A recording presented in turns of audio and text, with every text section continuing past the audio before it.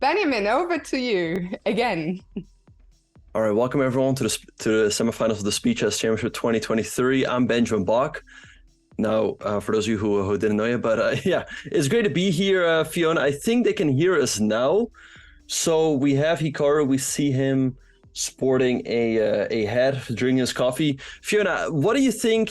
How do you think he's going to approach the openings? Is he going to play seriously with moves like E4, D4, or is he going to play bingo again and play H3 and A3 on the first moves?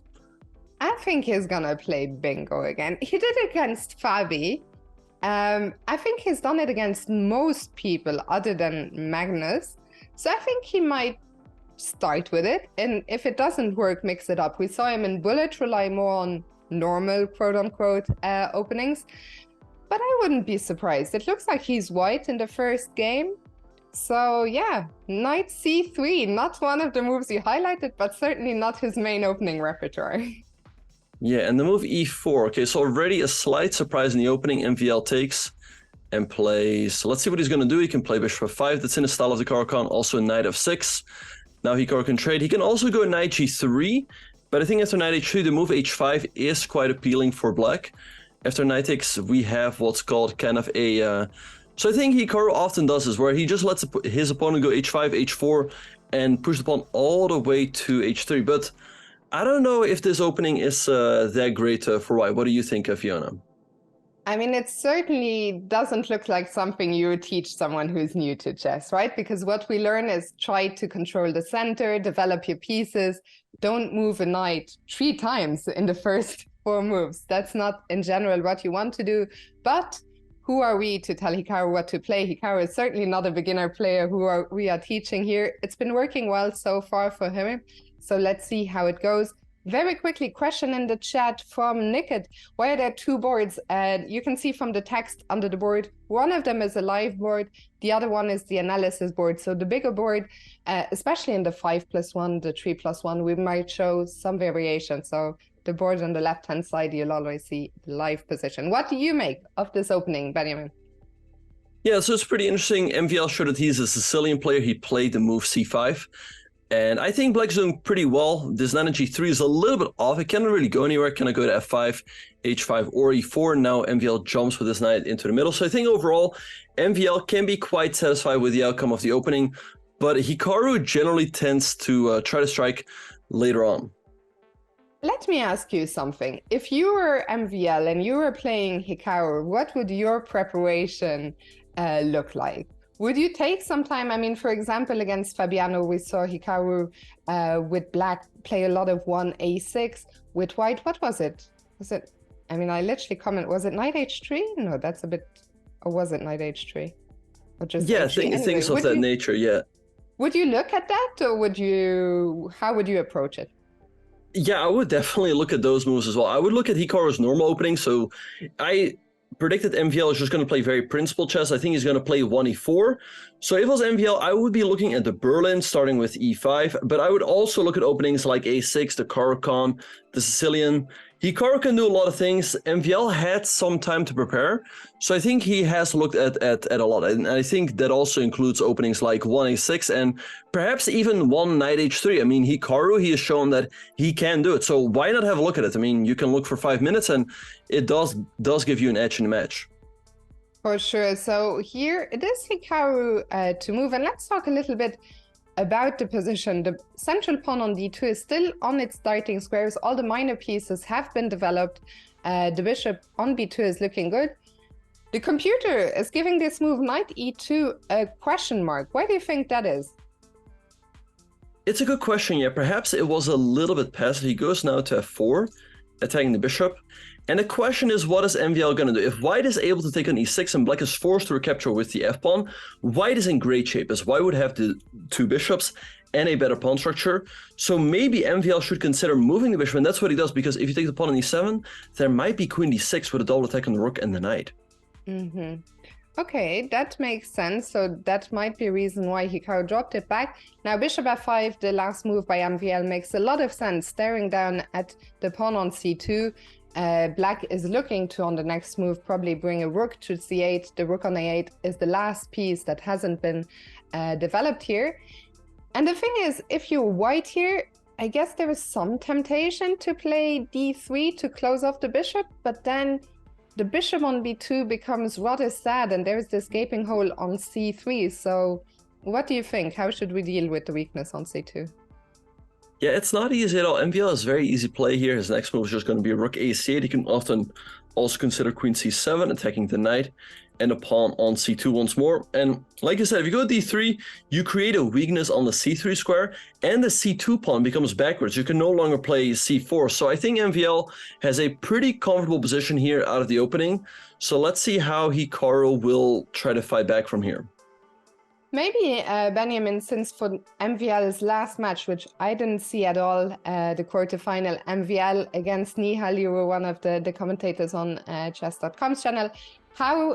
What kind of impression did MVL make on you during that match? Yeah, MVL made a very good impression. He was very sharp. He played, his openings were very good. I think up to a certain point, he had won all of his white games. So that will be something for Hikaru to look out for. And also his time management was pretty good. We also see that in this game right here. He's up like 1.5 minutes on the clock, and he was on par. He was on par, at least. Maybe he was even better than Nihal in the time scramble. So he made a very good impression. I think Hikaru is for sure the favorite, but MVL is a very dangerous player. So Hikaru will have to bring his A game today. Yeah, and Hikaru, well, he has just captured that pawn on b7. Are we worried about the white king which has lost one of its main protectors, the g-pawn? It does look somewhat worrisome. Black can consider the move knight g4, threatening the pawn h2 and f2. So basically threatening checkmate. White would have to defend somehow. Maybe, I guess queen f3 looks like the most natural way to do so. Black can also just move the rook, and that's what MVL does. So maybe now Hikaru can drop his bishop all the way back, or defend it with the queen coming out f3. But if you go queen f3, you do hang this pawn on d2. So MVL, I think, has the edge here, and that's also what the evil bar shows. Yeah, MVL with a comfortable position. I have to say, I'm somewhat surprised he didn't go for knight g4. It wasn't immediately clear to me how Hikaru would defend both pawns. Maybe it'd have to give one of them up. But rook b8 also makes perfect sense. If I'm white, in general, we've done enough commentary together, Benjamin, for you to know that I'm an attacking player. It might not always be sound, but I always try to look for chances. So in general, I try to keep queens on the board. But here I feel, because my king as white is weaker, maybe I would be happy to trade the queens on f3. Yeah, I think White would love to trade the queens, but I think MVL is going to keep them on. If you go queen f3, and the black's going to take here. Now, someone asked in the chat, what about rook takes e7? I think black has the move bishop f8, attacking the rook, and if the rook moves, you lose this bishop on b7. So taking over here looks very risky. And Hikaru goes for queen f3, good move. And now I expect MVL to take this pawn, and maybe then a move like rook e2, or maybe you can make rook ad1 work. And in case black takes here, you take on d4, and all of a sudden white's pieces come to life. Yeah, and I think a big decision here for MVL. Do you take that pawn? MVL, one of his strengths, of course, if you're watching the stream and you're not too familiar with MVL, he's hailed as a fantastic calculator. Here, he took a little bit of time. I'm surprised. As you predicted, he kept the queens on the board, but he didn't go for the most challenging move, which was to grab a pawn. Hikaru drops the bishop back to e4, offering to give up the bishop pair. But the MVL says, no thanks, I'm going to keep the attack going. Yeah, with the move bishop e4 and bishop d3, Hikaru is firmly hanging on to the pawn on c2, but now MVL plays a great move, rook b5 to g5, and this rook joins the attack with pretty strong effect. Now let's see where Hikaru is going to go. He has to go either here or here. If you go king f1, there might be knight g4. Knight g4, I don't see how you defend against the fork. Maybe you run, but black takes anyway. This looks very scary with this rook in the 5th rank. What happens if, okay, I was wondering if the pawn was simply captured, but he does go for the best move, knight g4. The computer says the position is completely lost, but it doesn't look so straightforward. At least I don't see something crashing. The pawn on h2 is hanging, but why is it so... Why is the eval bar jumping so much? It's a good question. Yeah, I think just because black has an attack pretty much for free, the material is even. As a matter of fact, queen f4 comes in. I think Hikaru's just going to try to run, but knight of 3. I think black's threats are just too much. There's rook e5 coming, knight of 3 coming. White's not even on material. He goes rook h1, but perhaps now a check and bishop h6 or knight of 3. Hikaru is a very, very slippery defender, though. He doesn't go down easily, so let's see how he will try to hang on. Yeah, and the other day, I didn't watch it with full attention, but I kept an eye on it. And during this Champion Chess Tour qualifier, Hikaru against Andraking, as far as what I saw on Twitter, there were a few miraculous escapes by Hikaru there. Trademark Hikaru, this one looks very difficult. Hikaru is also down 50 seconds on the clock. Someone in the chat was asking, has Hikaru ever been behind in the SCC? If I'm not mistaken, the last match, which I commented on, which I should know, I think Hikaru also lost the first game to Fabiano. So unless I'm misremembering completely, just the very last match, Hikaru started being 1-0 down. And here he resigns. And Vial starts with a win. And now the big question, e4, oh, and it is main stuff. Let's flip the board so we can watch it from Hikaru's perspective. It was not 1a6. No, Hikaru playing a standard opening. This is also what he played in Norway chess, playing the Sicilian, followed by knight c6. And MVL goes into the Rossolimo. But I wonder if, I think there's a good chance MVL has still looked at this. Like I said, Hikaru played this in Norway chess. And we see MVL well prepared, going for a quick c3 and d4 push. So let's see how Hikaru will deal with this. I guess you trade on d4 and maybe play d5. But yeah, I mean, Hikaru loses the first game, not a big deal.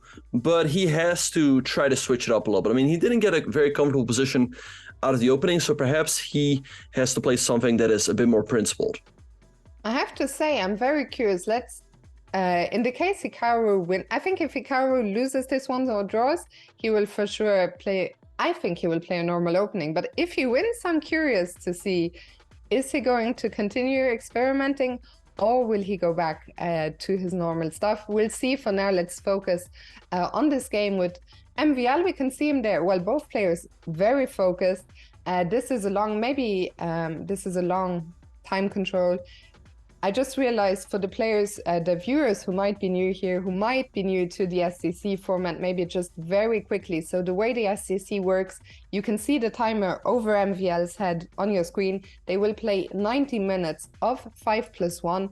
As long as there is any time on the counter when a game ends, they will start a new one. So it's not over when the counter ends.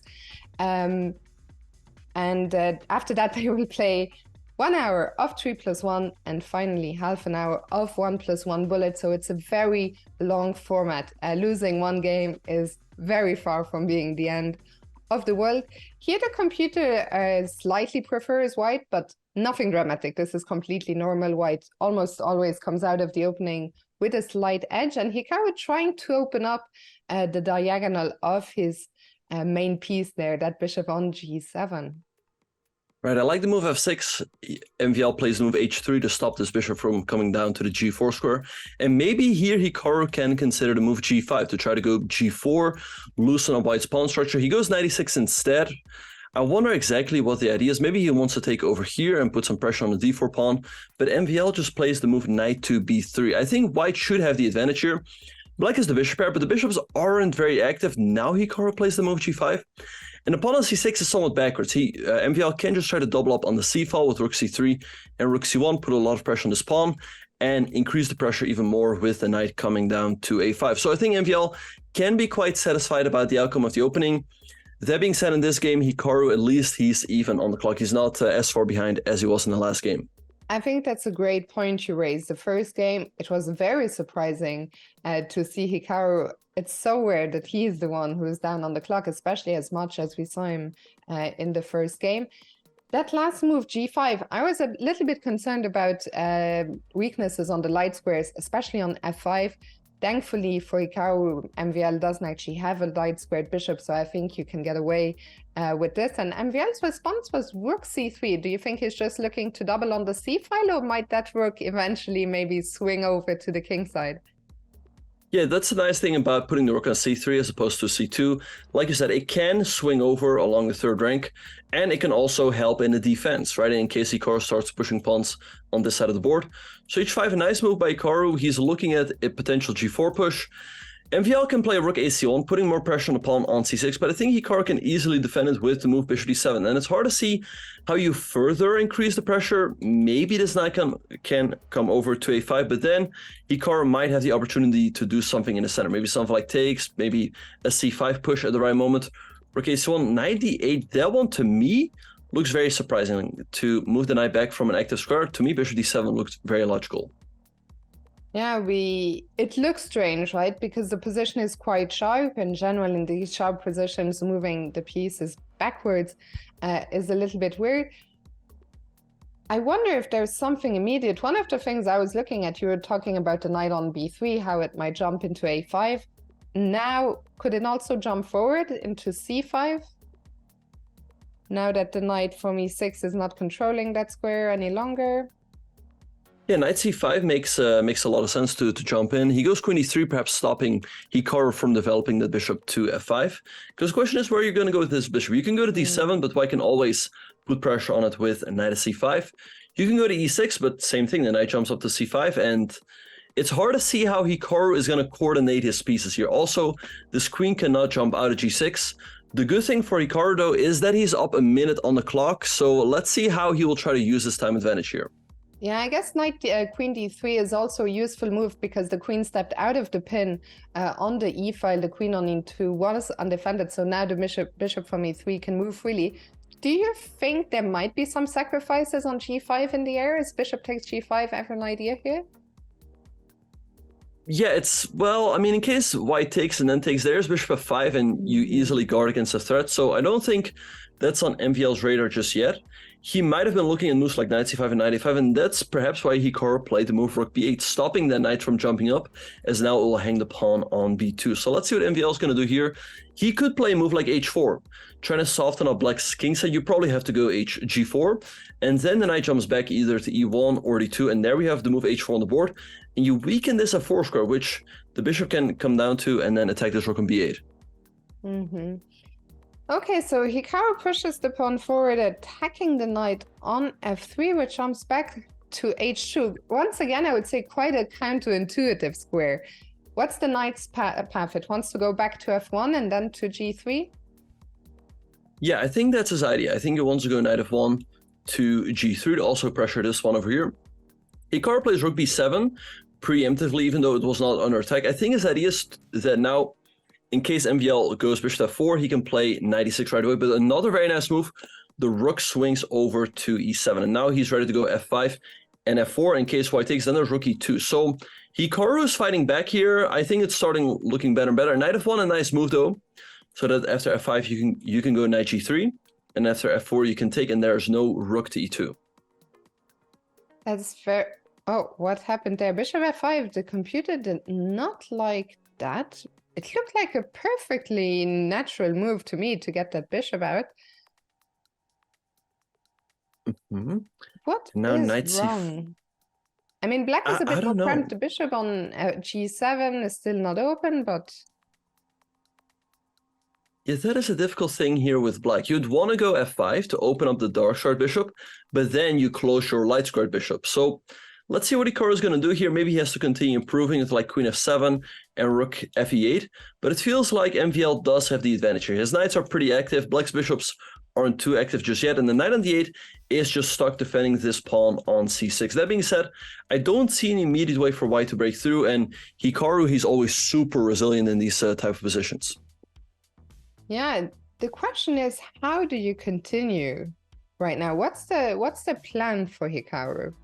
How do you try to liberate yourself? Because I look at the position and I feel, okay, I don't feel under too much pressure, but at the same time, I'm struggling to come up with a plan. Yeah, I think his plan now is to go queen f7 and rook fe8 to at least have both rooks into the game. Let's see what MVL is going to do. He could go bishop to h6, trade off the dark squared bishop to weaken Hikaru's dark squares even more. And then the queen can come out to f4. He goes knight d3 instead.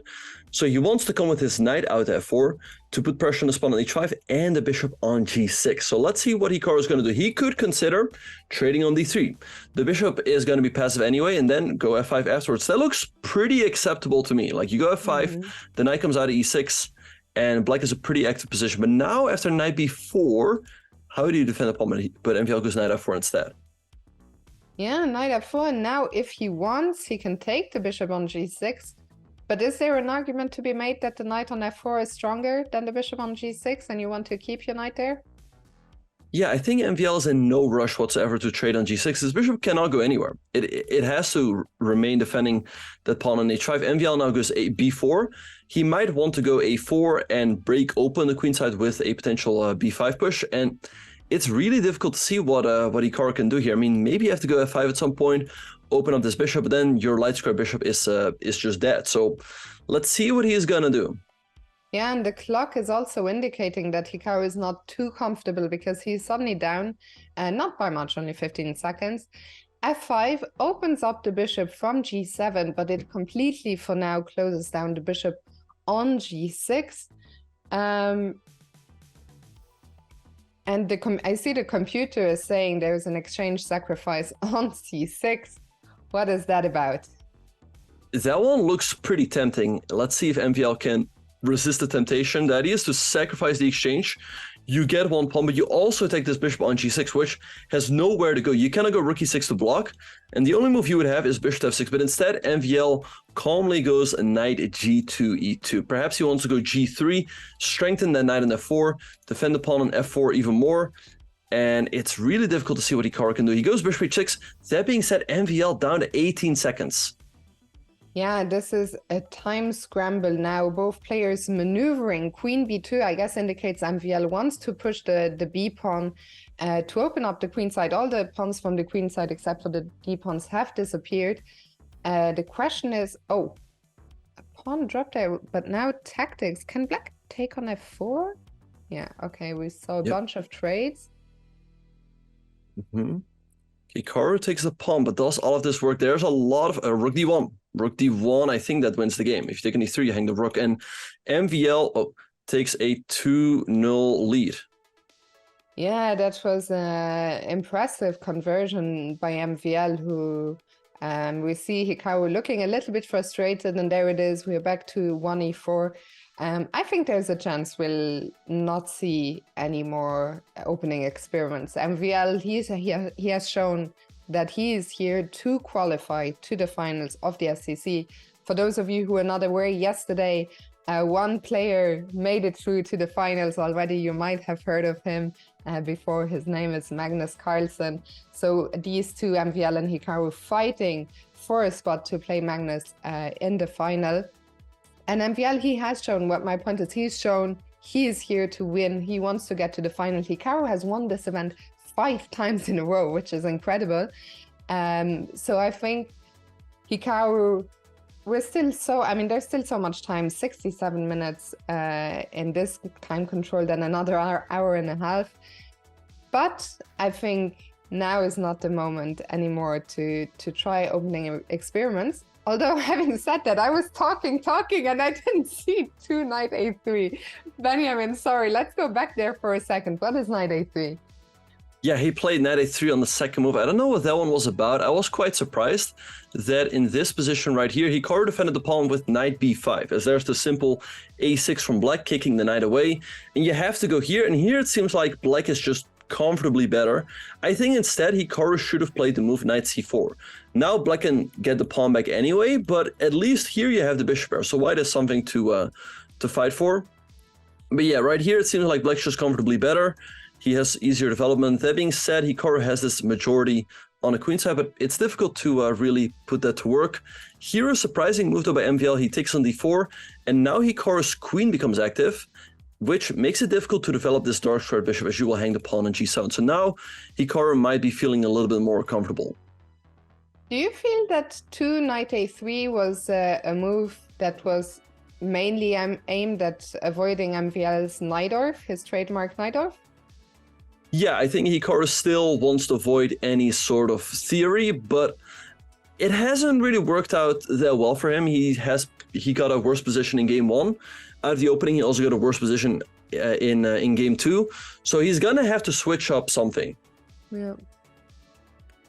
Okay, so he goes queenside here. That's I didn't necessarily have that on my radar. Very ambitious approach. I'm a little worried about the white king. The white king doesn't have too many protectors. on the other side, the queen on g4 is stopping black from developing that last piece, getting the bishop from f8 out, at least right now. So if you're black, I was going to say, how do you continue? But h5 is certainly a very ambitious response. Yeah, I like the move h5 by MVL. He's hitting the queen. Hikaru has shown that he's not interested in a queen trade at all. If he was, he would have just traded everything here on d8. I mean, perhaps white has a very, very slight edge, but I think it's not enough. And especially if you're down 2 points in a match, it's pretty understandable that he wants to keep the position more alive. Now he goes back to d4. But I feel like MVL can comfortably solve his problems by just going f6 or e5, closing this diagonal, and so on the next move he can go bishop e7, and he can still go kingside castles. On the other hand, I don't really love Hikaru's king here on d1. It can step over to c1 again, but it feels like it's quite airy over there. It's a little bit exposed. Yeah, it certainly feels exposed, but also if I'm black, I would rather my pawn was back on a h7 rather than h5. That pawn is under attack right now. MVL plays this, what is known as a Zwischenzug, not defending the pawn right now, but playing an in-between move, attacking the queen. And what do you think do you think he's gonna, I was seeing you looming over the bishop on c6. Were you looking at bishop takes g2? Yeah, why not? I think MVL could have just taken the pawn. Hikaru probably would have gone here. But maybe you just drop the bishop. Although, you know, it does look a little bit scary opening up the g-file, so it's understandable he didn't do that. MVL played h4, preparing to take here, as then he could anchor in his bishop with move h3. So now Hikaru stops it with the move f3, but it's clear that MVL is comfortably better here. His pieces are more active, he's got more space. And I think here Hikaru has to just try to simplify and steer the game towards a draw. It hasn't really gone his way so far in this game and in this match, but he just has to hang in there, not make sure that the gap doesn't become even bigger, and eventually he will get the opportunities to strike back. Yeah, for sure. We see that MVL has just played e4. I think, especially as I saw a few people in the chat say MVL cannot hang in the bullet. But Wandering Bishop, who, you know, our all-knowing mods, and big shout out to all of them. I think, of course, Hikaru is a favorite in bullet against literally anyone in the world. Even Magnus, I mean, Hikaru recently beat him, what was it, bullet chess champs? Yeah, in a bullet championship. So he's literally the best bullet player in the world. I think there is very little debate about that. But MVL is good. Like, we have no guarantee that Hikaru is going to crush it. So we need to make sure that there's at least not too much of a point deficit in the match going into the bullet, especially because MVL will gain momentum and confidence from that. Bishop g5 gets an exclamation mark from the computer. Why is that so strong, offering the trade of the dark squared bishops? Yeah, it looks like a good move by MVL. I think it's a good move because it's very difficult for white to deal with this threat in the first place. I mean, you have moves like queen e2, but then, you know, black can take an e4, and there's just way too many pins. So Hikaru takes and goes king b1, but now MVL could play the move rook d2, and that's what he does, attacking the queen, activating the rook. Hikaru slides back to c1. Hikaru is up a pawn for the moment, but MVL is so super active here. Maybe a move like queen e3, hitting the pawn on e4, maybe rook e1, but perhaps you give a check. This is looking scary for Hikaru, even though he's up a pawn here. I have to say, it's only game 3, but I've been very impressed, actually, speaking of bullet in time, by MVL's time management. He has been playing well, he's been playing fast. I think this game is very important. Hikaru is worse right now, but I think it's important that he hangs in there to not go down 3-0. Easier said than done, though. But so after queen c1, what do you think? Queen e3? MVL queen e3 looks like a nice move, yeah. Yeah. But it's not that easy. For the moment, everything is hanging together for Hikaru. A line I would be looking at is something like queen e3, rook e1, maybe a check, king over, and you can go h3, but Hikaru can just take, because you cannot take the bishop on f3, as that will hang the rook. Hikaru is now also up 30 seconds on the clock, so perhaps we could see a bit of a comeback here in the making. MVL goes h3 right away. I think Hikaru just has to take. Yeah, I was wondering about that move. I think it's a very double-edged move, because if white takes, well, first of all, you've given up another pawn. The downside is the pawns on the h-file will be weak. The bishop on f3 will be a lot less loose. On the other hand, on the plus side, you open the g-file and look at the black king. It is on g8. So no wonder MVL spent a bit of time calculating this move. And what did you say? You think Hikaru has no choice but to take? Yeah, and that's what he does. I mean, you can go g3, but then in case black takes his pawn on h2, he's going to have a very strong pass pawn on the h-file, so Hikaru absolutely had to take. Now I expect to move queen e3 from MVL, hitting the bishop, hitting the pawn on e4. Hikaru probably can just go rook e1, and in case queen e3, slide the king over. Again, this bishop is not hanging for the moment, as it will hang the rook on d2. But just to remind everybody, MVL is a very, very strong player. He was the 2021 World Blitz champion. He also has a peak Blitz feeder rating of 2950. So he definitely deserves his spot here in the semifinals. For sure, and I was wondering, Bishop is reminding us, if it wasn't for COVID, MVL would likely have been a World Championship challenger. MVL, who did so well in the first part of the candidates in Yekaterinburg in 2020, I believe. Then the tournament was postponed by a year, and eventually Jan Nepomniachtchi won the event, but he is not to be underestimated. I think MVL is a player who might go under the radar of a lot of people because he doesn't really stream. He's not super active on social media. So it's like, who is that guy? We never see him on Kick, but he knows how to play chess. Yeah, he's a very strong player. Right now, he is rated 27-27, but his peak rating is 28-19. That's nothing to sniff at. That's 3 points higher than Hikaru's peak. Hikaru's peak is 28-16. So very strong player. Hikaru, in the meantime, goes rook to e3, taking the queen. I expect the queen now to slide back, but there's also moves like rook c2, which do look very tempting. If you take the queen, there's checkmate on 1, but Hikaru, he still has the move queen e1. Like, it's always so annoying when you play him. You feel like there's a win, but he's just hanging on by a thread.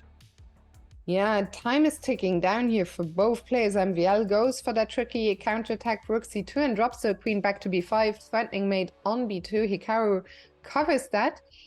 And now the rook is under attack. Computer does not like rook h2. Yeah, rook h2, taking upon an h3, bishop g4, nice move by Hikaru. And Fiona, I think there could be some magic here in the works. Hikaru is still up a pawn. Time is evening up. Hikaru is the better time scrambler, and it would be great for his confidence and for the match situation if he could get in a win here. Absolutely. We see MVL now play the move that the computer was advocating for on the previous move, rook f2, but he lost the tempo. Rook e1 covers that square on f1. As you can see from the evaluation bar, that still says things are roughly in the balance, but I like the extra pawn in these situations because with... But there he goes. MVL takes on e4, great move, and now f5, setting that f-pawn in motion. Hikaru has this d-pawn, but it cannot go anywhere. This one is looking great for MVL as well. It's just going to come down with the king. And yeah, let's hope that Hikaru can save this one, but it's looking very tough. Yeah, that e-pawn was the extra pawn. It was a big pawn. Suddenly the d-pawn is... That's just going to fall, or is it? Can we hold on to that pawn? No, we can't.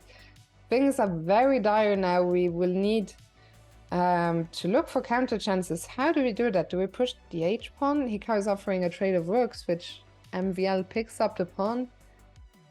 Yep, at least he's activated his king. The rook on the second rank was super annoying, but now MVL just pushes his pawn. There's no good way to attack this bishop. Rook c6 check, king d4 perhaps. This should be just a win for MVL.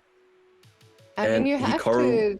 Hikaru lost some time, actually, or did he... Well, the position I think he just let the time run out. It looked quite hopeless. And look at MVL, who's now also over 3,200. But Hikaru has to switch it up one way or another. He goes back into the Rossolimo. So let's see what he's going to do differently this time around. Yeah, very tough start to Hikaru. I mean, earlier we talked about, has he been down in matches? Yeah, he has. But I would be shocked if he had ever started an SCC match with a 3-0 deficit. It's far from being too late, but we need to get on the scoreboard, and we need to get on the scoreboard soon. Yeah, so he's repeating the same opening from the last game. MVL, again, putting pressure on opponent c6. So again, we see that Hikaru has the bishop pair, with the bishops on c8 and g7, but for the moment, they're not too active. I think Hikaru has some idea as to what he wants to do differently. I think, he's going to play g5 perhaps a little bit sooner, and maybe go knight e6 combined with bishop d7. I think he was not doing too bad, but going knight e6 to d8 looked very passive, and now he goes g5, trying to create counterplay as quickly as possible. Yeah, so G5, very ambitious approach. And this rook C3 idea looks familiar. Benjamin with MVL played the same idea before. He's looking to double on the C file, put pressure on C6. And I'm curious, will we see H5 again? No, this time we see the immediate G4. Yeah, G4, Hikaru playing super quickly. He's definitely, Hikaru, after a couple of losses, he gets a little bit angry, you know? And he's like, now I'm gonna beat you. So perhaps he's feeling that fire right now. MVL in the meantime doubles up on the C file, hitting the pawn on C6. So let's see what Hikaru is gonna do. I think the tactics don't quite work out in his favor. For example, if you take an E5, white just recaptures. And after 96, there is just rook takes C6, and after D4, I think there's the move queen to C4, perhaps. So let's put it on the board. So 96 takes D4, queen C4 takes, and then this is hanging at the end.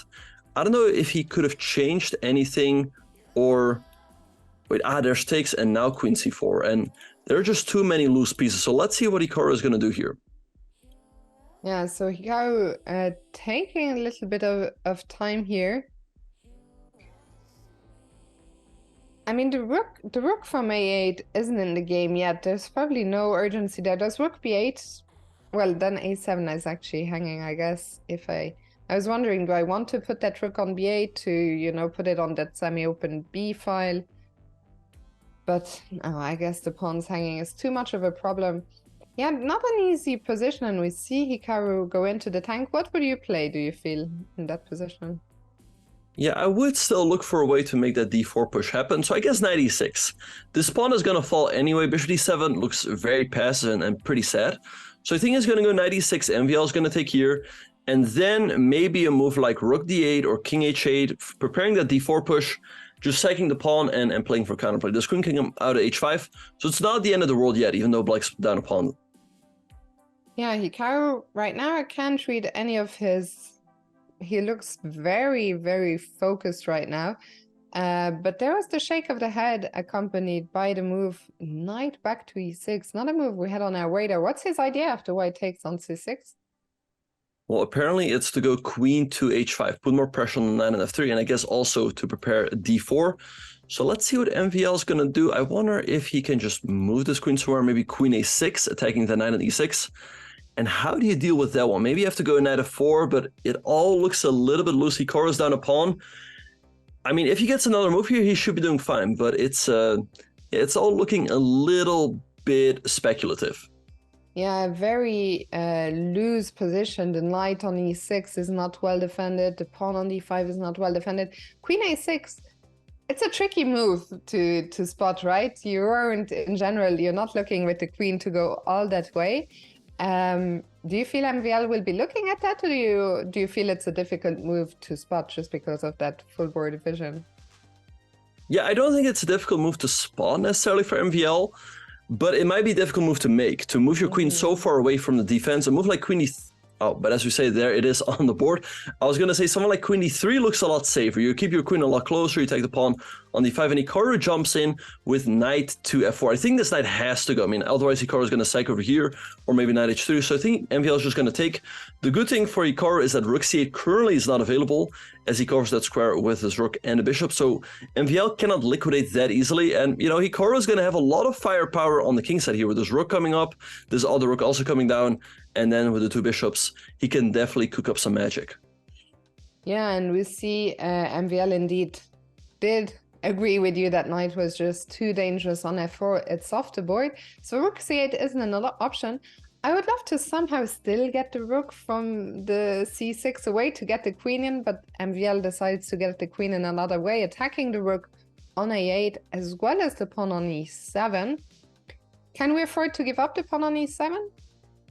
I don't know. I mean, you can go over here, but white takes on E7, and it's difficult to make anything happen here, as the queen can always quickly join the defense. And, you know, you sack over here, you sack again, but what do you really achieve, right? The queen can always come back here or here, and white very quickly gets some counter chances. So perhaps Hikaru has to go to e8 to defend his pawn on e7, but maybe then rook c7 by MVL, hitting the pawn on e7 and the pawn on d5. And Fiona, you've talked about this before. MVL is a counter. He's a calculator. He doesn't, just consolidate. He's like, hey, queen b7, let me just take. Where's the attack? Show me the money. And if the money is not there, he's just up 2 pawns. Yeah, and MVL, he still has 2 minutes. Ideally, we'd love for him to be down a bit more on the clock. Queen e7 is very tempting. If you can figure out as white that there is nothing happening on f3, he will take, and he does. So bishop take, we can't give up the exchange sacrifice. No, there's just too many problems. So rook f7 hitting the queen, and now where does the queen go? Perhaps you just drop back to, let's say, b4 or c5, hit the pawn over here. I guess it depends on what mood MVL is. The move queen b4 perhaps can swing back to the defense a little bit faster.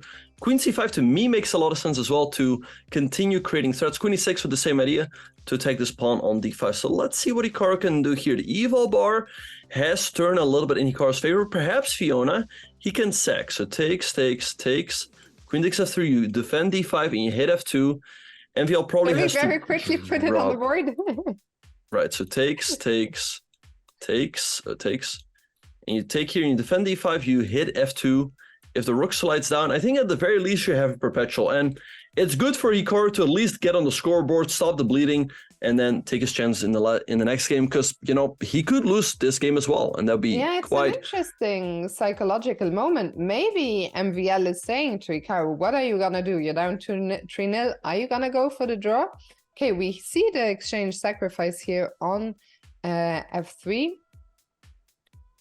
So queen takes. Can white? So white has to defend the pawn on f2. Right. So with either one of the rooks or with the queen, if you go rook here, black is a very easy perpetual. You go queen g4 and queen d1. So you can also go rook 6 to c2. So then check. And maybe you run with the king towards the center. But Hikaru does have quite a bit of checks.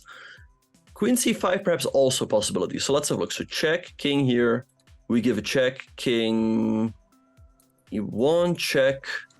Aha, and then in case of queen e4, there's queen e3. But he goes queen e6 instead.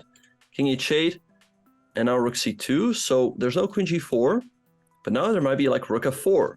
Yeah, and perhaps Hikaru can even go for more here. I was going to say, this suddenly looks scary for white. So rook f4. And how does white cover g5? G4, sorry. Right, by the way, also for the record, Hikaru has a perpetual if he wants to. He can go queen e1 and queen f3. He goes rook g8, going for more. All right, the thing though is that MVL can always give up his queen with check. So you can play a move like rook to c3, and bishop takes c5 is not a good move as there's queen g8 check, and then you take the queen. So Hikaru will have to perhaps give a check here. And the problem is bishop takes c5, white takes with check. So you also cannot do that. So it's difficult to get this bishop out of the way. But MVL down to 34 seconds. But he goes rook c3.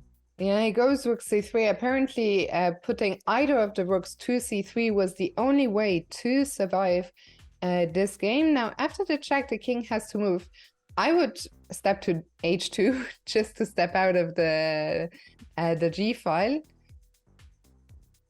But MVL goes to g2, very brave. So what's his idea after bishop? Oh. Rook g3, yeah, and now it's just going to be nice. A draw. Like queen e2, if you just don't go king g1, but now queen h5 to e2, and neither side can get out of this perpetual, and Hikaru is just going to make the draw. And as you can see, there is the draw. That means we are going to get another game before the first break. I believe we'll get a break at the halfway mark of this 5+1 section. Or are we going? No, there we go. So Hikaru with white. Knight f3. We haven't seen that one before. And how's he going to follow up here? It's a good question. d5 perhaps a slight surprise for Hikaru. Perhaps he expected to move knight f6. MVL trying to steer the game into Grunfeld waters. Hikaru can play the ready. He can play e3, b3. All of these openings are still pretty natural. They're slightly offbeat, but they're fundamentally sound. e3 also a good move. And now MVL can go knight f6 or knight c6. I like this a lot better from Hikaru The opening is slightly offbeat. There isn't as much theory, but it's fundamentally sound. Moves like a6 and knight h3 or knight a3, fundamentally they're not sound, but here he's got something to work with. MVL goes e6, who's playing a reverse Nims Indian, and MVL playing the Rubinstein variation. Hikaru trading, and now he always has the c5 pawn to work with. So I like the opening here by Hikaru a lot more. Is f6 standard? I mean, Mr. Feingold says never play f6, but is it normal here? Yeah, here it makes more sense, as he wants to go e5 in the center. I'm not a humongous fan of the move bishop to b2, because very often this bishop would actually love to come out of a3 to put pressure on the pawn on c5. Now bishop a3, by the way, is not a good move, as black goes queen a5, forking the bishop and the knight. And there's also d4 to follow. Hikaru goes queen c2. Perhaps he wants to go knight e4 after. A nice thing here, by the way, is that sometimes to avoid black's kingside attack is that you can actually go queenside castles. So let's see what how MVL is going to approach this position. Yeah, and what's also interesting is how is Hikaru going to approach? How much risk is Hikaru willing to take? Because it's a difficult balance to strike, right? You need to come back on the scoreboard, but a move like going queenside here also comes with some risk. So how will he manage that? He starts with knight a4. So looking down, I guess, at the pawn on c5, opening up the bishop on b2. And yeah, the bishop, as you said, it now scoots forward one square to put that pressure. And MVL is saying you can have my... No, you can't have my pawn. I just saw the queen coming to a5. That's a double attacks for you guys. Basic tactics. Exactly, there's queen a5 and you lose the knight. So Hikaru, like we said, he goes for queenside castles. He does not want to go into MVL's kingside attack. So now he is threatening to take the pawn on c5 as there's no longer a fork. But here MVL can just defend it with queen e7, and so he does. Hikaru slides the king over to b1. So we have a very interesting battle here. Hikaru has the slightly better pawn structure. This pawn on c5 is somewhat weak, but MVL's got the bishop pair in a big... Yeah. I'm not going to say the word. He's got a big center. If we see h4, I like this move by Hikaru as well, trying to go h5 and knight to g5. I think this game is the first time, actually, that Hikaru's gotten a nice edge out of the opening. So very important to keep our focus here and capitalize on that. But yeah, h4. If I'm black here, I have to say, I see the computer says top move is to castle. MVL does. I would be a little bit scared. Do we keep pushing the pawn on h5, or do we want to keep it on h4 to jump with the knight to g5? I actually like what Hikaru is doing here a lot. h5, perhaps h6, creating some weaknesses around black's king. And also, Fiona, I've got some pretty big news. Apparently, it's the first time ever that Kick is on Chess TV. We are on Chess TV right now. Normally, that would only be with Twitch streams. But like I said, it's the first time ever that a Kick stream is embedded on Chess TV. So a big common Hikaru W, as the kids like to say these days. Wow. Well, welcome to everyone who is watching us on Chess TV, chess.com TV, same thing. Welcome. It's a pleasure to be here. And let's see, rook c1, the computer does not approve it. Why is that? It seems so logical to increase the pressure on c5. Yeah, I think maybe Hikaru, it's marked as a miss. Maybe what he could and should have done is play the move queen c3, hit this pawn on e5, and after a move like d4, you go queen a5. And this pawn on c5 is simply a goner, and so black's entire center collapses. So rook c1 was played, knight f7. Perhaps now, can Hikaru take? He can just take on d5 and take on c5. That looks like an extra pawn. And I know my guy Hikaru, he likes taking pawns, so I expect him to take. Yeah, he even looked slightly perplexed on the camera, like, like, what's that? Oh, did MVL just blown her pawn here? I think it can just take. So I do expect him to take this pawn over here. Yeah, a double question mark is harsh by the computer, but is it fair? I don't know. To me, it also seems harsh, and I'm telling you, Hikaru takes the pawn. Yep, there we go. So now there's not a good way for black to take advantage of the pin along the c-file. You can always go d4 to strengthen that bishop over here. So I like Hikaru's position a lot. And this is the start of a comeback. I mean, come on. This is the start of the comeback, Fiona. We all know it. Absolutely. We need to win this one. MVL, I mean, I have to say the first 4 games, MVL just played so well, handled his clock so well. Speaking of, Hikaru not only has a great position, he also has a nice time edge here. Not easy for MVL. MVL decides to drop his bishop back to d7, hitting the bishop, the knight on a4. And then we see a trade on d6. And knight c5. Yeah, I wonder if MVL can do something like this, like bishop d7, attacking the knight. Played. That was your... Sorry, I thought it was played. It was your analysis, right? No, it was played. Oh, it was played, okay. MVL recaptured with the knight. So let's see where Hikaru is going to go. You can go knight c5, but then there might be knight b7. You do have d4, but everything becomes a little bit loose. Knight c3 is perhaps a little bit safer. There's no d4 for black, as you can take twice. And in case of knight b5, you just go queen to b2, or perhaps there's even knight takes d5. So this one looks pretty solid to me. Hikaru also has the edge on the clock. So everything, all the ingredients are in place for a win in this game. Absolutely. Hikaru does need to watch out though for the king on b1 with the c file completely open, the b file being semi-open. I think that's one of the main things. MVL also has a big center, but a pawn is a pawn, as they say. And here a pawn is under attack as well. The pawn on d5. How are we going to deal with that? Yeah, and the thing also for MVL is that he's got the big center, but these pawns are also loose. They're slightly overextended. The pawn on e5 is not defended by any of its neighbors. The pawn on d5 is currently undefended. And if you go bishop b6, like I said, it hangs his pawn on over on the e5 square. So I think MVL is a little bit overextended over here. Also, he always has to catch out. He has to watch out that Hikaru's queen doesn't all of a sudden land on g7 with checkmate. So I like Hikaru's position a lot. And I think he's going to win this game. Yeah, d4, the computer did not approve. I mean, that pawn is... Yeah, Hikaru just takes it. Yeah. Can we take it one more time, or is there something wrong with that? Hikaru is a pawn grabber. He just takes pawns. Queen f6 is a tricky move, though, attacking the knight on d4 and putting more pressure on that knight on c3. I think Hikaru has to draw back with knight d2, and of course, so he does, defending the knight. And now he's ready to go, let's say, queen b2, and then perhaps offer a queen exchange. He's up 2 very clean pawns here, just queen b2 or d2, and this one should be headed for a common Hikaru W.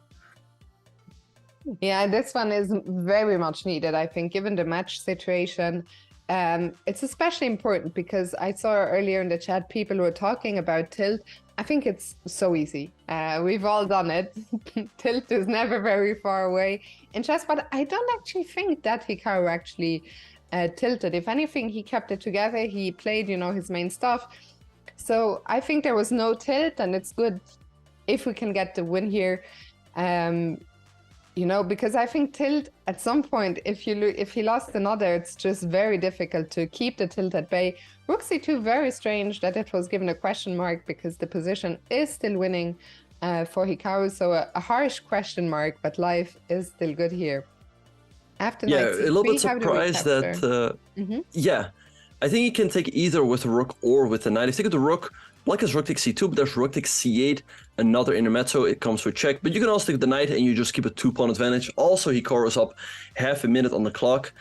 Yeah, I'm surprised as well that was given a question mark as the evil bar did not move an inch.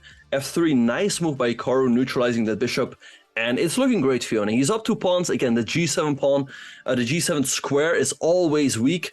And Hikaru has very easy moves, like rook c1, maybe move the knight out of the way at the right moment. And MVL has to be so super careful here. Yeah, absolutely. This is a nightmare for black, but MVL will keep fighting. He's down to 18 seconds as well, so time is also on Hikaru's side. White, I mean, Hikaru has 2 extra pawns. One is under attack now on g3. Do we defend that, or? Good question. Perhaps it might be risky for black to take that pawn. Maybe Hikaru can play a move like rook hc1. And in case you take, there's the move knight a4. You offer the trade of queens, you also take this bishop, and in case black takes, you recapture with the knight, hit the rook, and you still hit that bishop on c6. Hikaru goes knight a4 right away. MVL has to trade, and then you recapture with the knight and defend this pawn over here, and that's what happened. That's very nice. The bishop that was under attack comes to b5, attacking the pawn a second time, but in comes the rooks. Hikaru says, you can take my pawn on d3, but those rooks are going to decide the game, I think. No, there's just a rook is going to come to g7, another to c7. So MVL tries to defend along the 7th rank. Yeah, but here comes the other rook hitting the bishop. It's super unpleasant for black to defend this. There's a check. You always have to watch out for checkmate on the back rank. Hikaru also has a lot of passers. The rook e1 and bishop e3. MVL missed it though. Goes king g8 instead. Knight c4, nice move. Make sure there's no attacks, and this should be a win. Just take the pawn on h7. This h-pawn is going to decide the game. F4, take... I think h7 is already game over. We up? We have a lot of pawns, 4 pawns. And a pawn on h7, that is a much needed win. We see Hikaru shaking his head, but it must be a big relief, bringing the match down within, back to it. Oh, yeah, no, sorry, go ahead. Yeah, he brings the match back points, to it. Yeah. Right, and the reason he was shaking his head is because MVL had this move rook e1 check. You have to go knight e1 and give up the knight, because if you go king c2, there is bishop takes b3 check, and you lose the rook. So there was an opportunity for MVL. It turns out that white is still winning, but it gets a little bit slippery. But overall, a very nice game for Hikaru, and he comes back in the match. Absolutely, such an important win. As you guys can see, the players have left the room. We are now on break. We are also going to go on a quick break, but don't go anywhere. We'll be back in just 6 minutes with the second half of this 5+1. We need all the energy we can get, so we'll see you on the other side of this break.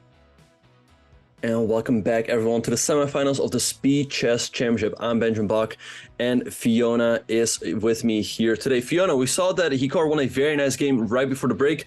That must go a long way for his confidence. For sure. I mean, to start the match with a 3-0 deficit, I don't think that's ever happened to Hikaru before. Then we stabilized in game 4, and we won a very important game just before the break. I say I mean, it was really Hikaru, but I think the energy from the chat helped for sure. So I hope you guys all stay tuned until the end here. Remember, there's still a long way to go, 35 more minutes, and we're off here. Game 6 just started. MVL opening up e4, and we have another Sicilian. Do you think bishop e5 will be played again, or MVL will mix it up? No. Yeah, I think there was no reason for MVL to switch it up. His openings were going pretty well with the white pieces. We see Hikaru, on the other hand, switching it up, playing d6 against Rossalimo. Now, bishop d7 is the main move, and what white generally does here is try to build a big center with c3 followed by d4. You can also go rook e1 to start, but at least MVL has paused a little bit. And I wonder, okay, Hikaru goes a6 here. MVL can just draw back to f1, and that's what he does, but there's also the option to trade on c6. So let's see what Hikaru is going to do. Very often black goes bishop g4 here to make it more difficult for white to build a big center, and there he goes. Yeah, slightly counterintuitive opening where the bishops moved 2 times. The bishop came forward to b5, then went all the way back to b1. Hikaru here decides to give up the bishop pair on f3 to bring his bishop out to g7 along the long diagonal. And MVL, we've seen this pawn setup before with c3. And how do we continue? I was going to ask you, how do we bring the knight out? Do we play e6, knight e7, or knight f6? Hikaru has answered that. Can you tell us a little bit maybe about the plans for both sides here? Yeah, so white has the bishop pair here. Right now, his bishops aren't operating to their full extent. So what white often does here is move the queen out of the way, let's say the d1, and then follow up with knight f3 followed by d4. I actually had a game here against TeamGMHikaru, and I managed to win a nice game with the white pieces. We see Hikaru going b5 and b4, creating some counterplay, but I think after d4, white does have an advantage. So I think that's probably what MVL is going to go for.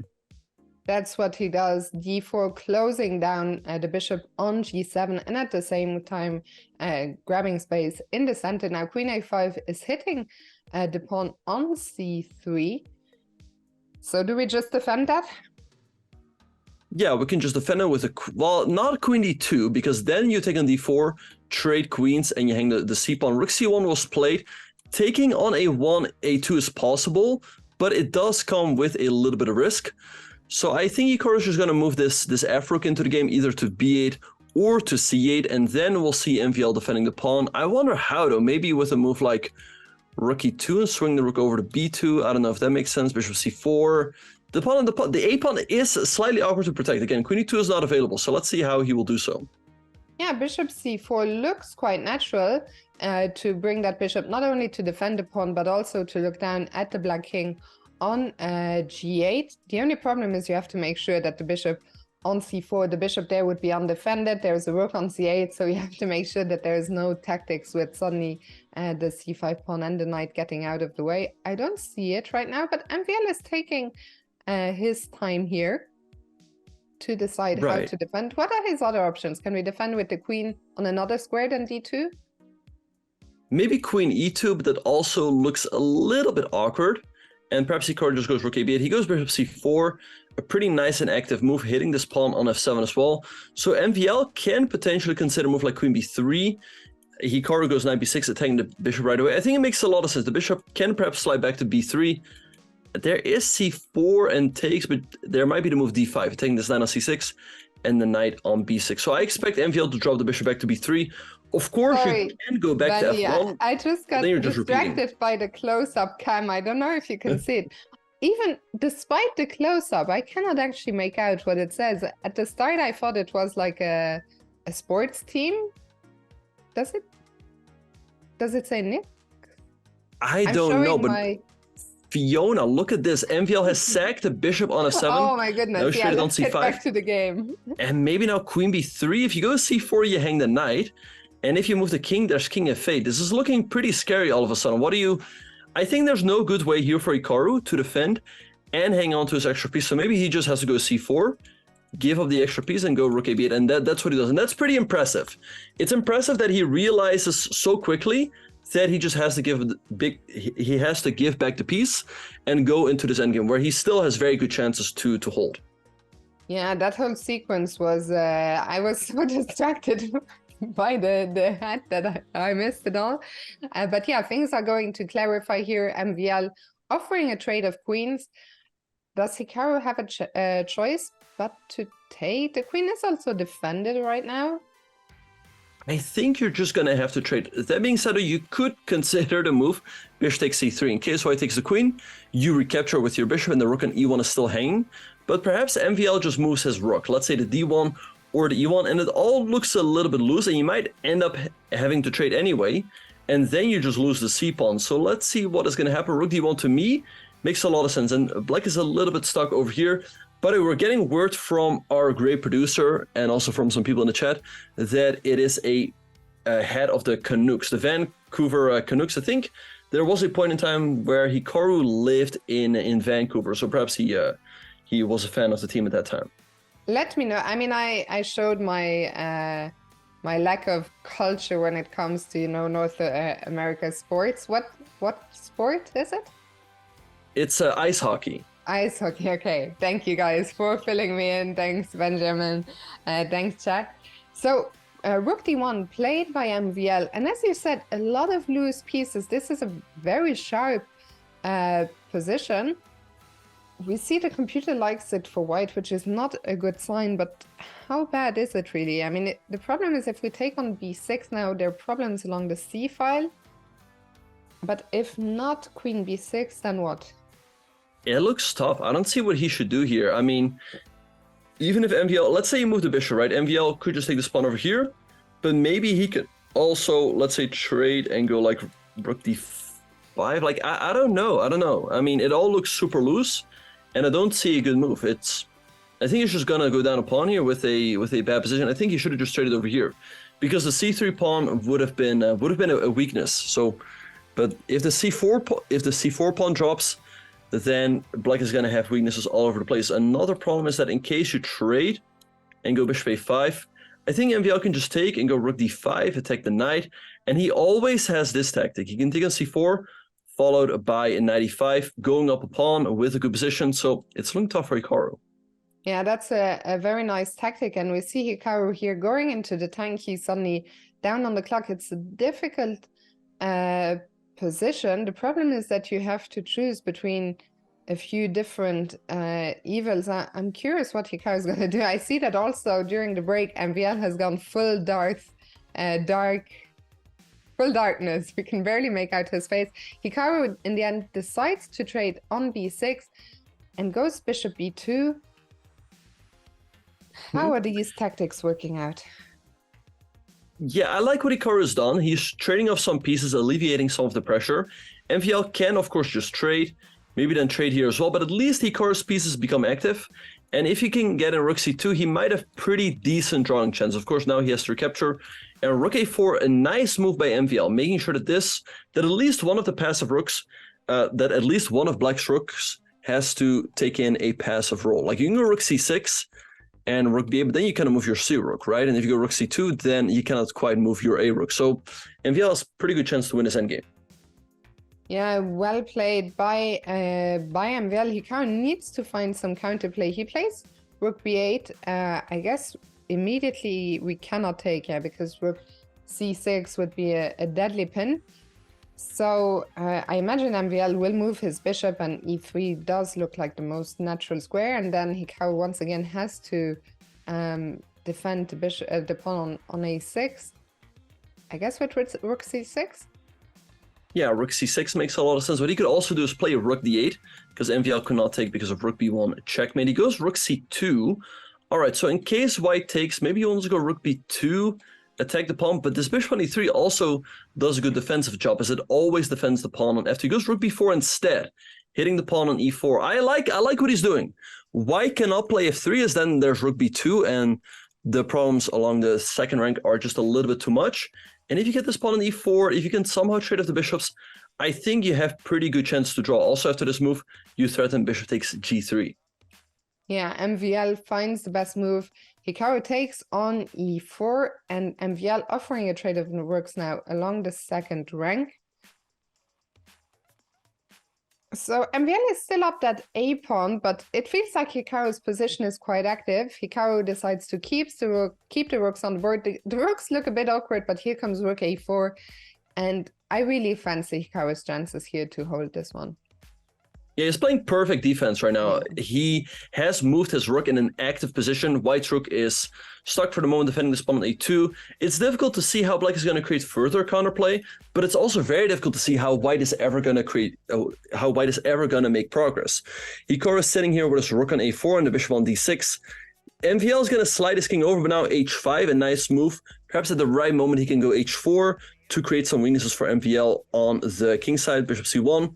Now either king d5 or king f5, and you still will have to suffer here to hold the draw, but it's looking a lot better compared to, let's say, 10, 15 moves ago. Absolutely, and this one, with the time ticking down especially, we're staring at a time scramble here. Hikaru down to 20 seconds.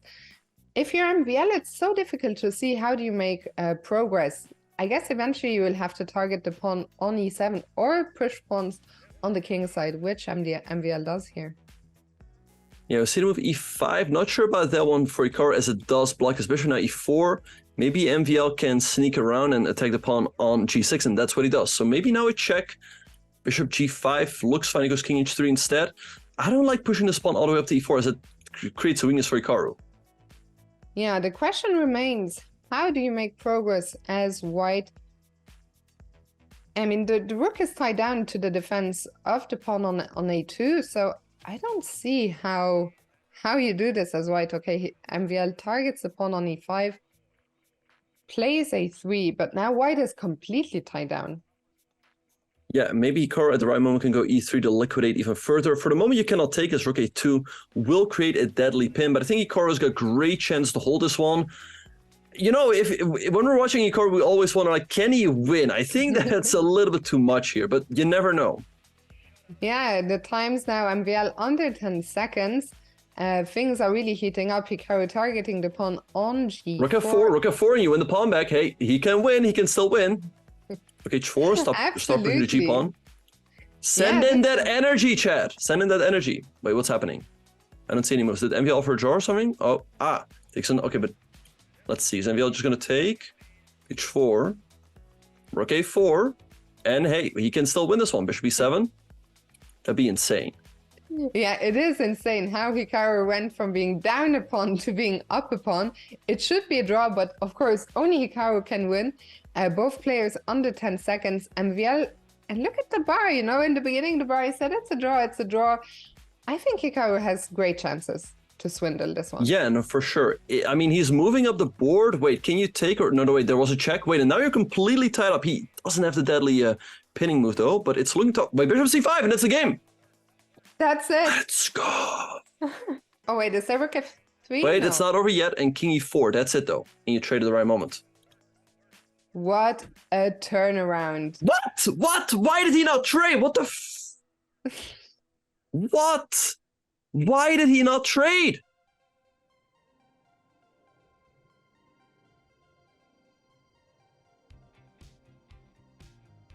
Okay, he can still win this one though. This is still tricky with no time.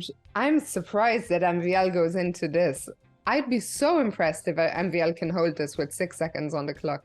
What was the last capture? It was on move 94. 94 for black.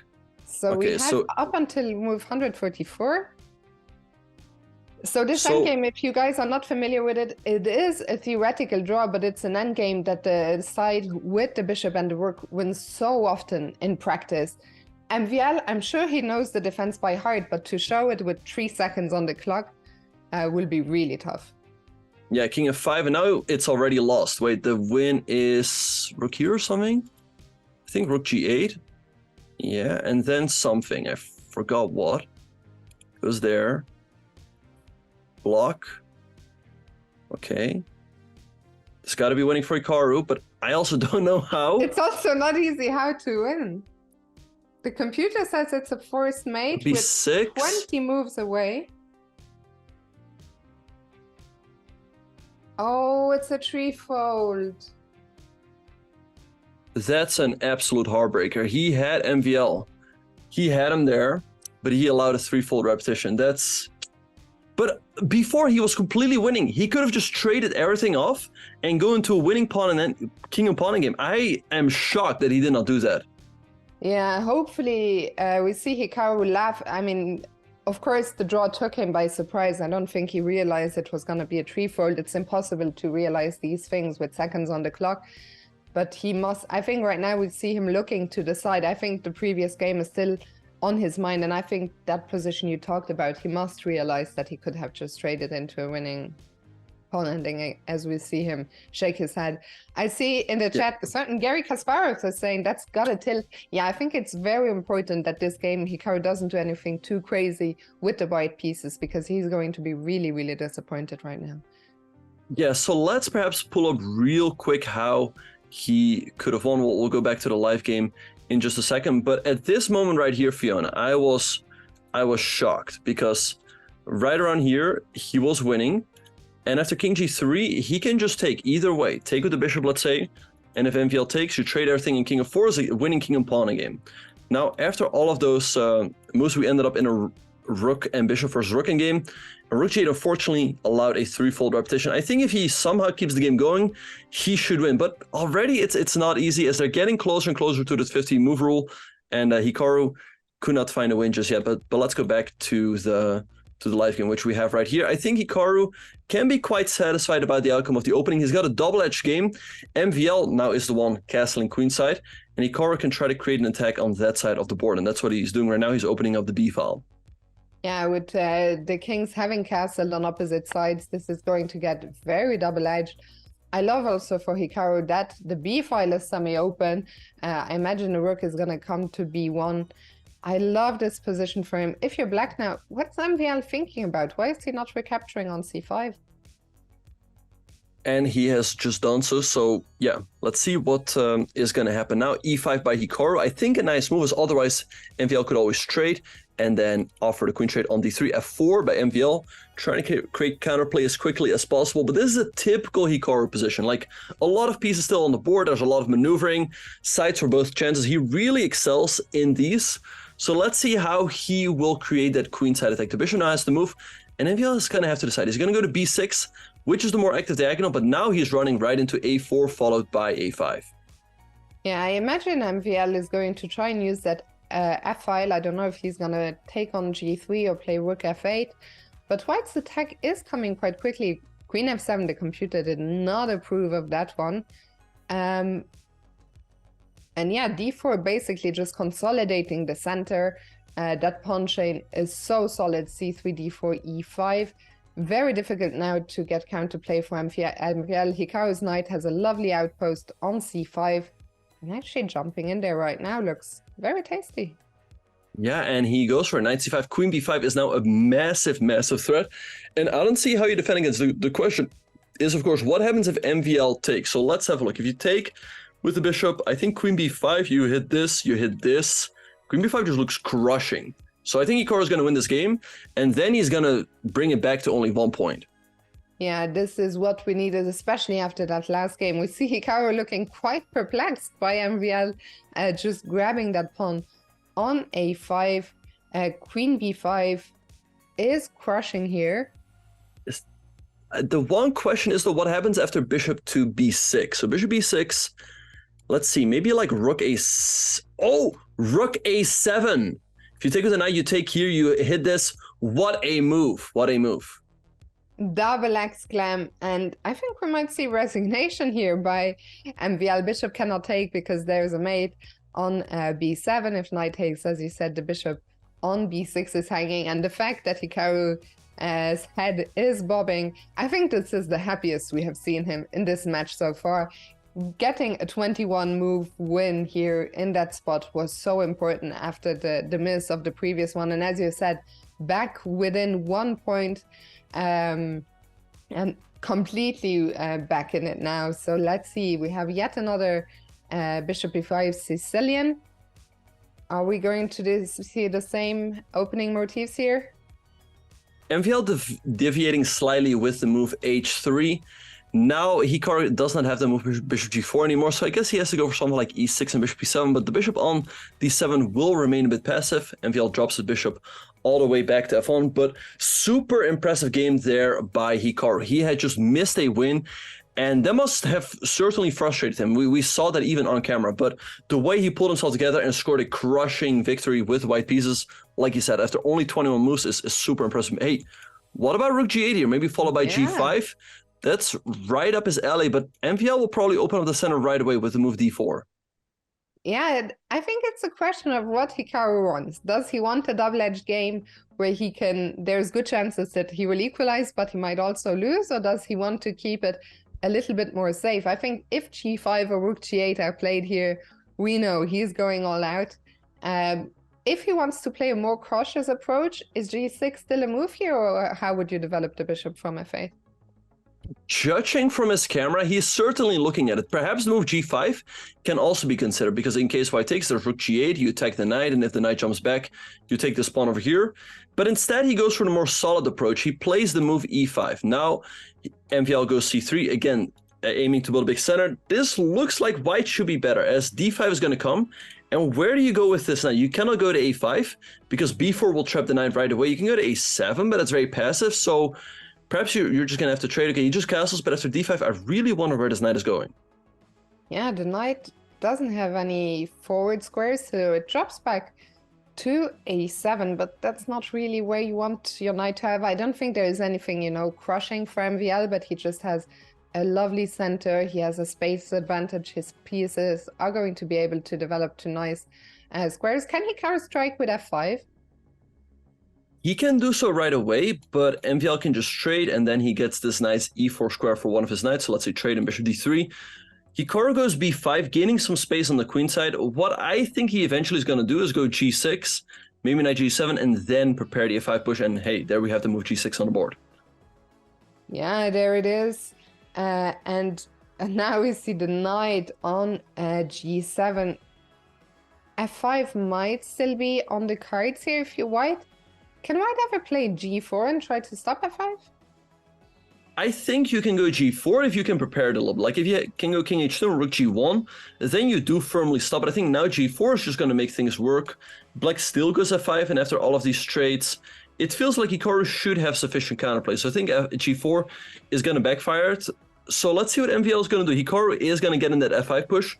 It feels like MVL should be better, but Hikaru also does have his fair share of space on both sides of the board. Rook b8, keeping the tension on the queen side.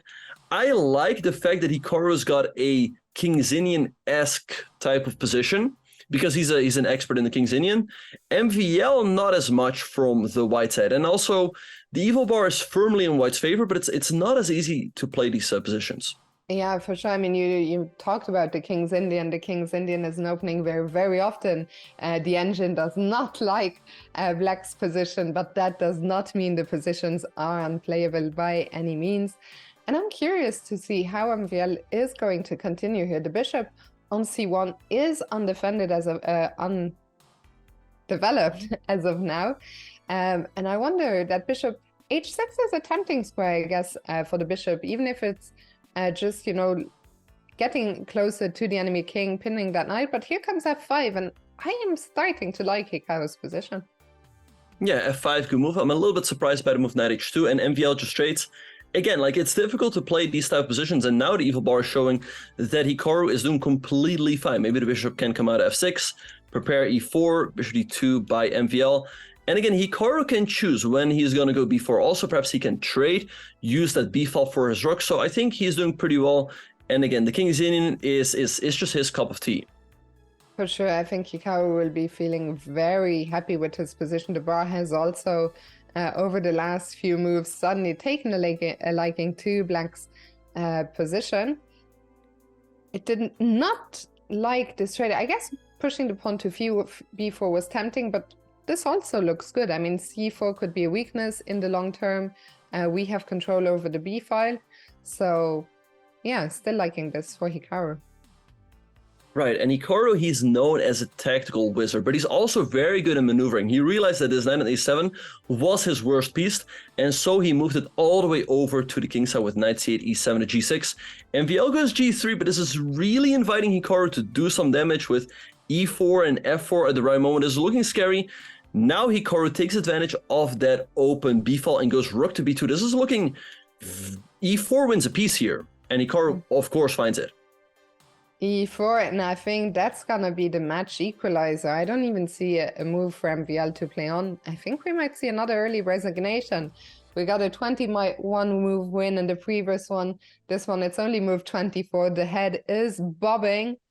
I think it's game over here. No, MVL plays on, but the bishop drops. And so does the rook. And exactly, yeah. No, Hikaru's up a piece here, no, it resigns. And MVL resigns. Great stuff. Now it's 4-4. It's all tied up. We still have... This could perhaps be the last game of the 5+1 portion, and it would be great for Hikaru's momentum if he can score another win here. Absolutely. He's playing with the white pieces. Goes back to knight f3 and b3. We've seen this before. Do you think MVL will mix it up or take the same approach? Yeah, MVL steers the game into Grunfeld-esque type of waters. Okay, so we see Hikaru going again for the setup with b3 and c4 and d4, c6. A little bit timid by MVL. I would expect him to play a move like c5, challenge white center right away. I believe here, white is considered to be a little bit better. You have more space, bishop d3, bishop g4, knight b2. I like that move by Hikaru because now after h3 you can recapture with the knight and you're not forced to recapture with your queen. So I think overall Hikaru's got a lot of trumps here. He's got the bishop pair, he's got more space. So what more can you ask for? And yeah, perhaps he can score another win here with white pieces.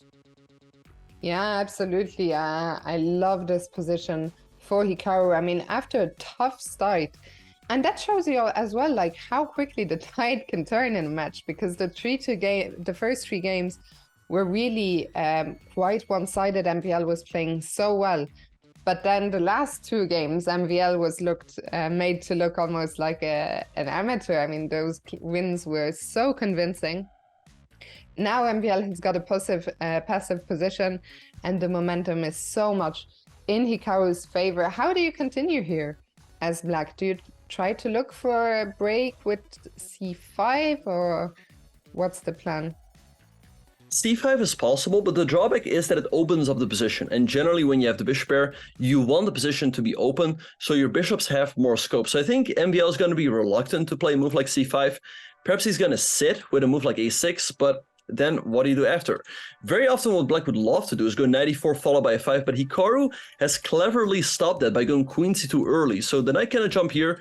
Maybe what MVL could do is go, let's say, knight e8, d6, and then f5. That being said, we have to move c5 on the board. He's just a Grunfeld player by heart, and he just wants to strike in the center. And Hikaru goes bishop a3, creating the spin along this diagonal. Yeah, if I'm black, I'd probably want to move the queen out of that diagonal as quickly as possible. That's what MVL does. Queen d8, that queen, I guess, is looking to come out to a5, maybe? Mm-hmm. Yeah, nice move by MVL. You cannot, I mean, you can take the pawn, but there's queen a5? Wait, how do you deal with this attack? I don't see it. Wait. So the problem is that if you go back, a2 is hanging, or? Yeah, a2 is hanging. There's also knight b4, perhaps. Everything is all of a sudden looking really loose for Hikaru. Like, let's say bishop b2, knight b4. There's still bishop c3, but it all looks super scary. I mean, yeah, it almost looks like white is lost. His head. Yeah, Hikaru is not happy. I'm shocked that he missed that one. I mean, that was the whole idea behind queen d8. Yeah, maybe Hikaru doesn't realize that things are not that bad yet. He goes e4, counterattacking the knight in the center. So black has two options. Black can move the knight or take on a3. Goes for knight f4. Hikaru plays g3 right away. So that is that in case MVL takes, you can recapture, and the knight on d7 is hanging. MVL takes. There's also a knight takes f2, another in-between move that looks crushing. Taking on f2, then you take on a3, and you will pick up the c5 pawn after. You're up 2 pawns with a crushing position, it looks like. Yeah, MVL is taking some time here, but a knight f2, not that difficult, right? There's just no intermezzo after that. You're going to be down, what, 2 pawns? Let's hope he doesn't play knight takes f2, because that one looks very, very bad. We see the head shake of Hikaru, who's not happy. He got such a great position out of the opening, and he knows that he messed it up. MVL finds knight takes f2, and this is going to be a difficult one to defend. Yeah, no, for sure. So let's see what's going to happen. If Hikaru loses this game, he would be down a point going out of the 5+1 portion. Now, after the first 3 games, we would not have been unhappy to see that, but given the fact that he's just won some games in a row, he was building up some momentum. It is a bit of a pity to give that momentum away again and give MVL the lead. That being said, Hikaru still has great chances to come back in the faster formats. He goes rook c4. So let's say MVL takes down. Maybe he's looking at something like rook fc1. And in case MVL takes the rook, there's rook a4. And I think the queen, there's queen b2. The queen is not trapped, actually. Yeah, but still some tricks. I'm curious, what is wrong with rook? If I was black, I would take with the rook. I wouldn't want to step into the pin on the c5. I wonder if there's What about this? What about knight d4? You go knight d4 and you take the pawn on f7, right? And in case black defends with knight e5, then you go rook a4, as there's no more queen b2. Ah, that's nice. That's okay. There are some tricks here. Connected especially to that queen and rook battery on the f5 looking down at f7. So black has to be careful. MVL is spending some time here. The position, objectively speaking, is winning. Practically speaking, it's not so easy. Yeah, I think he can also just take with the knight, as after rook fc1, b6. White does not have to move b4, as that will hang the bishop on d3. Instead, he takes the rook, but knight d4 might be a nice counter, and Hikaru, of course, finds it. Knight d4, and he goes in one move from a lost position to a winning position. What a miss by MVL. It was not easy to spot, but you pointed it out. The problem is the queen on a3 now is tricked. Exactly. So, chatters, we have done it again. We're turning this one around. I don't see what MVL's got to do now. If he takes on c4, maybe we can take an f7 and go knight takes e6 in between, hitting the bishop. There's not a good check. In case you check with the queen, there's rook f2 to block, and you can go rook g8 to defend. But here, all of a sudden, white takes. White has restored the material balance, and white's pieces are much more active. So it's looking great all of a sudden for Hikaru. Yeah, knight d4, what a move. MVL must be, I think, a little bit in shock. He's dropping down to the 1 minute mark. So we are going to see, I think, that line now that you just showed us. Queen f7 is on the board. Here we go. I think rook Yeah, g8. and knight takes e6 played instantly by Hikaru, hitting that bishop on g7. Now I suspect you have to go rook g8. You can also give a check over here, but after rook f2, then you move your queen, let's say to e5 or c3. White takes here. The material is even. White's pieces are much more active, so it's looking great for Hikaru, who's also up more than 1.5 minutes on the clock. Absolutely. This is looking, I mean, what a turnaround. The position started out being great, then it turned bad, now it's good again. It's not completely winning just yet, but especially with that time edge, I feel this has to be a full point. What do you think? Yeah, now Hikaru will find a way to trick MVL here, so let's see how he's going to do it. Bishop c4 looks like a nice way to start. MVL is going to go knight e5. I guess it's the only move. Your knight is hanging. Maybe Hikaru can take it. The question is, what happens after knight takes c4? Knight takes c4. MVL can still make that variation work and take here. But the problem, Fiona, is that after rook f2 and takes, there's a line like takes, check, here, and then mate. So the tactics should work out in Hikaru's favor. Hope you're all able to follow that chat. Those are some very nice tactics, actually. Maybe we can show that mate on the board because that was really, really, really nice. Check here and mate. So let's see what MVL is going to do. I'm a little bit surprised that Hikaru has not taken on c4 yet. To me, it looks like a very logical move to just take the rook. I mean, taking the Maybe knight he doesn't... hasn't taken yet because he's busy eating. What's he eating? Oh, those carrots? he's Yeah, they're eating carrots. Isn't that also what Magnus was doing the other way, other day? I didn't see that. As someone pointed out, the queen could block. The queen could block in that variation. So let's look at that again. Rook g8 takes here. The queen can block, but the problem is if you go queen block, then there's rook f8 and you lose the queen. So it doesn't work out for MVL. Hikaru is taking a lot of time here just to take the rook. So I'm really surprised he hasn't taken it yet. What do you think are other moves that he's considering? Maybe taking the knight, but why would you not take a rook if you can take a knight? I'm also slightly perplexed. He's really using a lot of time. He does take on d7 instead. Okay, this is still very tricky. He's looking at knight g5 and potentially smother mate MVL, but MVL always has rook f8 to defend, because in case you take, you can take the queen. MVL down to 30 seconds, though. I still think Hikaru is a favorite to win here, given the fact that he's up a little bit of time, and it's a very tricky position. He spent a lot of time on queen takes d7. MVL is spending a lot of time on rook c3, which the computer first gave as a miss, but it's now changed its mind.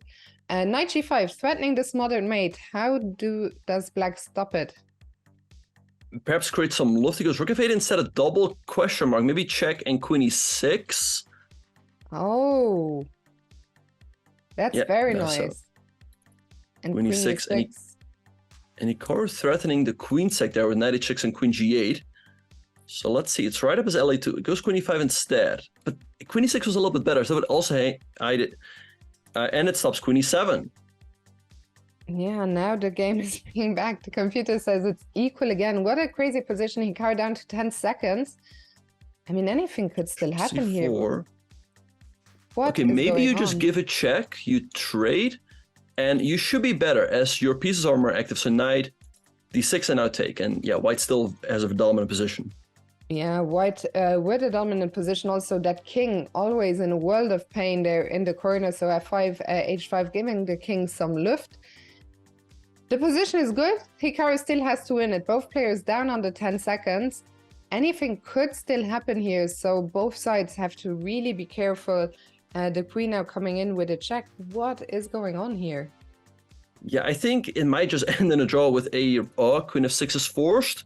Wait, still anything can happen here. White's knight is super active, but black is the potential outside passer, and the bishop is also pretty good. But I think Fiona, there's just nothing either player can do here. This king always has to sit here, and white's king is going to sit over here. So I think it's just going to be a draw. Oh. Who's going to be more disappointed here? Probably Hikaru, right? I mean, MVL had a nice position, but Hikaru had it in the back. Okay, this one continues. Yeah, wait, How? 96 and Oh, take. That's it. Taking G5, G5, G6. You Another just queen pawn one move game. earlier. King But H6. this time we're not gonna mess it up. And we get a queen with jack. What a win. I really had written this one off, not as a loss, but as a draw. And Hikaru there, we see, it's very rare to see him so expressive. That was a huge win. MVL in disbelief. He started this match with a 3-0 lead. He goes into the first time control, 5+1, ends with a 5-4 deficit. Let's go. What a game, what a game. First MVL was winning, then Hikaru was winning, then it was a draw. But at the end, Hikaru takes this game and takes a 1-point lead going into the 3+1 portion. And we saw that energy. Keep sending in that energy, you guys. Right now, we are going to go on a very short break, but we will see you in just a few.